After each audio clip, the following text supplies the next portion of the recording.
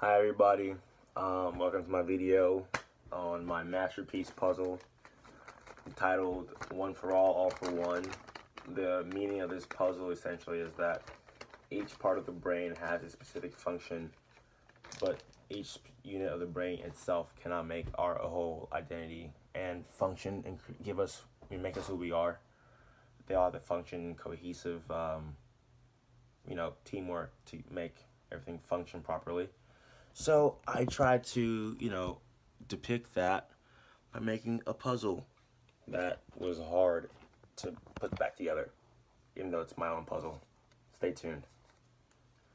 So first thing I'm gonna put down is the Broca's area, right? It's known to control speech, right? It helps us talk, helps us be audible, helps me do what I'm doing right now. Next piece I'm gonna put down is our primary motor strip. This little guy right here.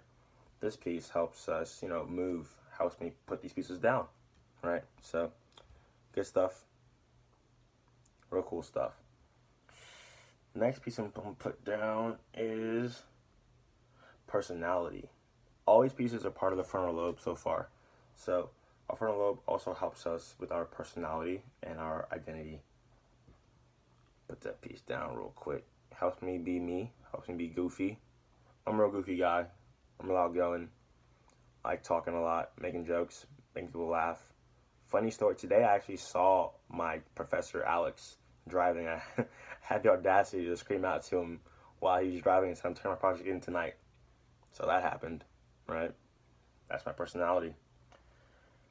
Ooh, next piece. Ooh, it's a good piece to put down. The prefrontal cortex helps with our decision making, our judgment. Helps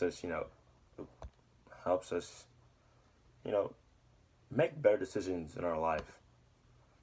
Like today, I made the decision to actively yell out of a car at my professor. This clearly might have malfunctioned a little bit, but it still works most of the time for me.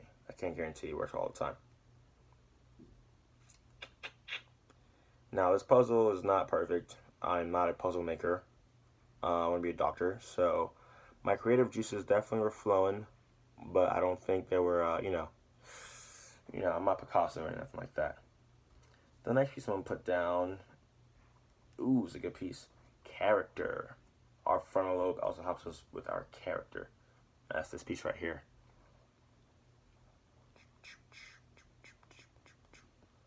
Okay, and now I have finished creating the frontal lobe aspect of this puzzle. Next, I'm going to try and finish the parietal lobe. That lobe is responsible for spatial awareness, essentially, and it also helps us with a whole lot of stuff. It helps us, like I said, with spatial awareness. And give me a second, my computer is bugging.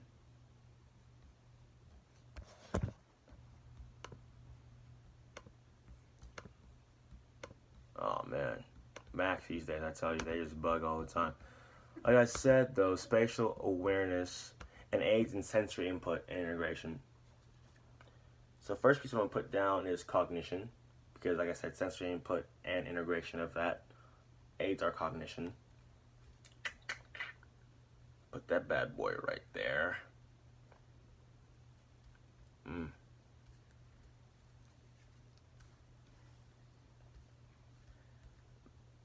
Yeah, I'm having trouble with my own puzzle. Fun fact. But it's mine, and I own it, and I love it. So, the next piece I'm going to put down is the somatosensory. Like I said, it helps with sensory integration, right? So, it helps us kind of feel the world and feel what's going on. Somebody just Snapchatted me. That's crazy. That piece down there. Put the cognition right here.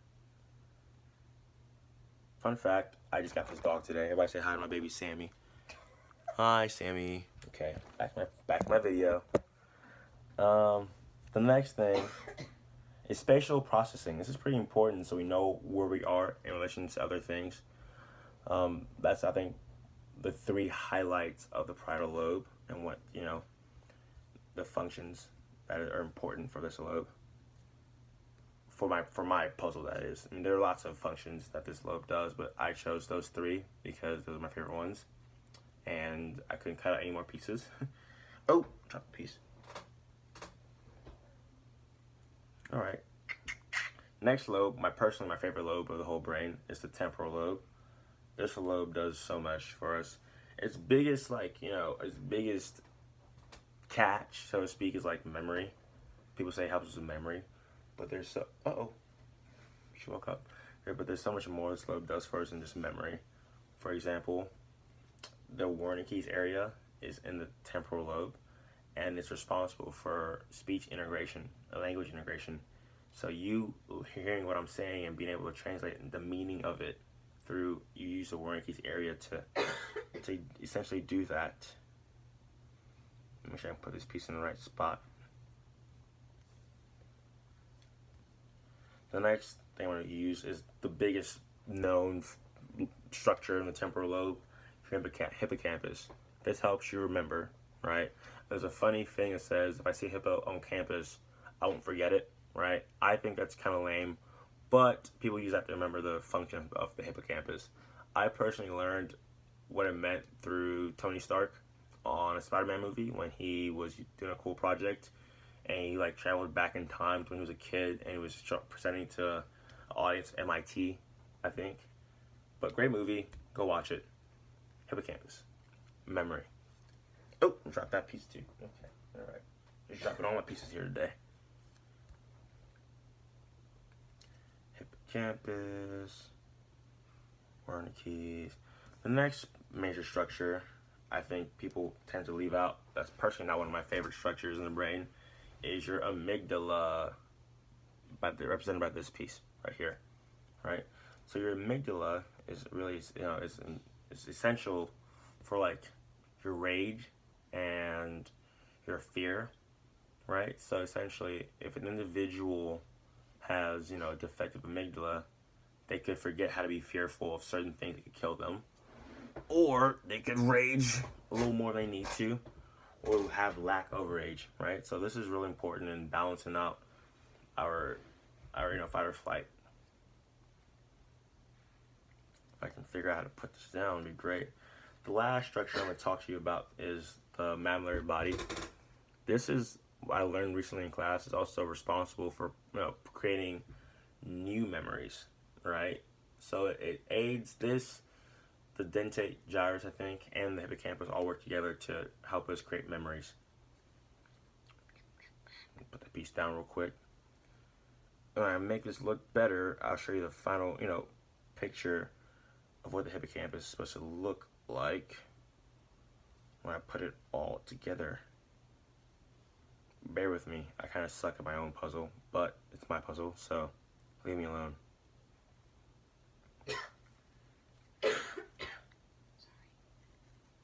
My friend's dying. I think she has bronchitis. But here is the 3 lobes put together so far. Right? We're doing it big time. We're almost done. Next, we're going to go to a slept-on region of the brain, I think. The occipital lobe. So the occipital lobe essentially is the visual cortex of the brain. And I have these 3 structures. I have the Brodmann area, the extrastriate, and just the bird vision, because all these, the Brodmann area and visual striate work together to give us our vision and integration of vision. So you watching this video is made possible through your occipital lobe and your optic nerve and your optic chiasm. Remember that, kids. If you ever see it on a test, you're welcome. Now let me put this piece together, because I am currently struggling. Yes, I made a puzzle. Yes, I'm struggling in my own puzzle. What's it to you? Alright, put this bad boy right here. Put this bad boy right there. And boom, I am now have completed my occipital lobe. Have a look. My dog's so mad at me right now. There. Occipital, temporal, parietal, parietal, frontal. The last piece I'm going to put together is called the hindbrain. And this part of the brain is really important in, keeping us alive, right? It's the primitive part of our brain that's responsible for basic functions like heart rate, respiratory rate, blood pressure, arousal, right?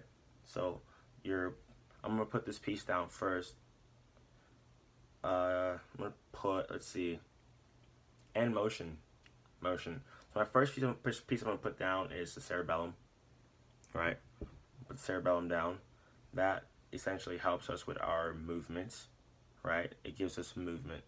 Now we get movement from our cerebellum, but we get steady movement from our basal ganglia, right? So those work together in order to make me whoa real quick. You know what I'm saying? It's a new dance kids do these days.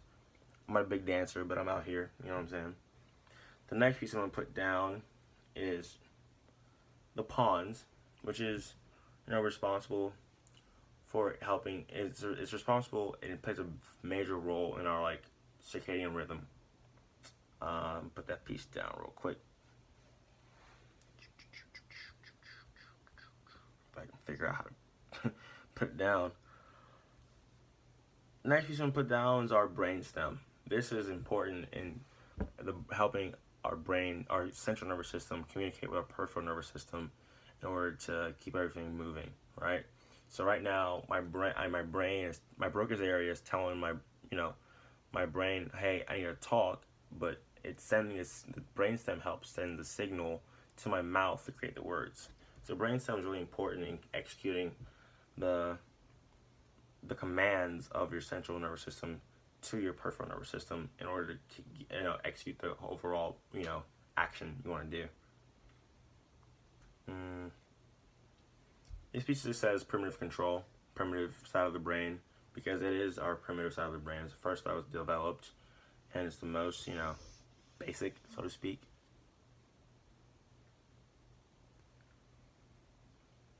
You just go in there. You just kind of fit right here.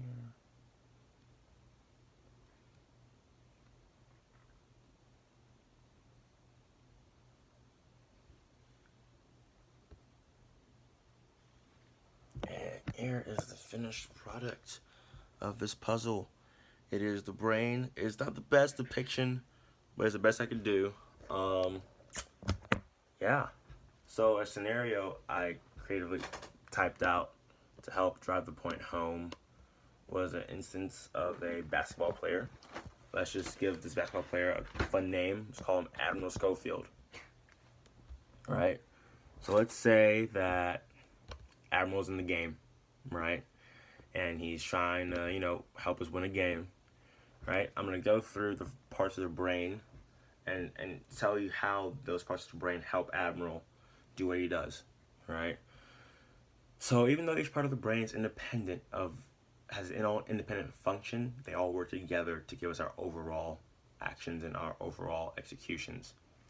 So, for example, the task of shooting the basketball uses your occipital lobe, right, to visualize the goal, right? So if you can't see the goal, you can't really shoot the ball. You don't know where to shoot the ball, right?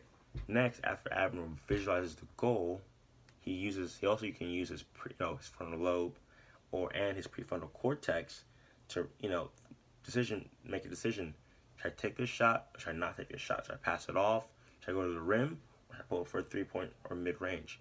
The prefrontal cortex helps him make those decisions on the court. Also, his Broca's area in the frontal lobe helps Admiral essentially call out plays to other teammates and be a vocal leader on the court. Next, we'll go to his hippocampus, which helps him remember the plays he's learned, remember his defensive skill sets while he's on the court. We'll go through to his Wernicke's area, which will help him integrate what he's hearing, right? The language he's hearing. So if coach calls out a play while he's mid-game, he can integrate that and know what the coach said and apply it to a certain set of actions, right? So Speaking of actions, we're going to go back to the frontal lobe.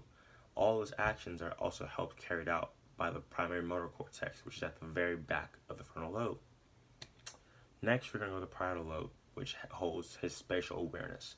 So it's important to know where you are in relation to other players on the court, so you know what's going on. You know how to score better, to be a great effective player. So he'll use his parietal lobe and spatial awareness and cognition integration, sensory integration, to know what to what to do, where he's at in location to the goal and other players and who's guarding him. Next, we'll go down to his hindbrain, right? And his hindbrain, that's where his heart rate's regulated, his respiratory rate's regulated. So all this stuff I've talked about earlier is all good and well, but if not alive, you can't really do any of that. So his hindbrain keeps him alive so he can execute and be the best player he can be on the court. Thank you very much. Here is, yet again, the final structure. It's not perfect, it's not beautiful, but it's the best I could do. Thanks for coming to my TED Talk. Have a good one.